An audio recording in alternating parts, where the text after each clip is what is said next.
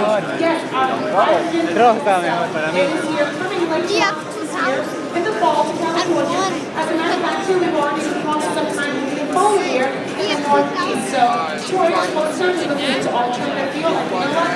Why not check out the ride? Let's go look at that.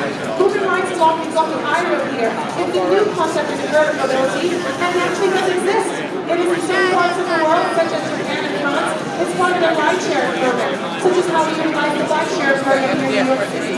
Now coming right over along the road is the FG2.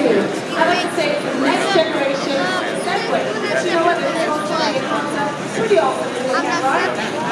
Definitely. Now let's move front and center. You'll notice the RAV4. What was the text about this RAV4?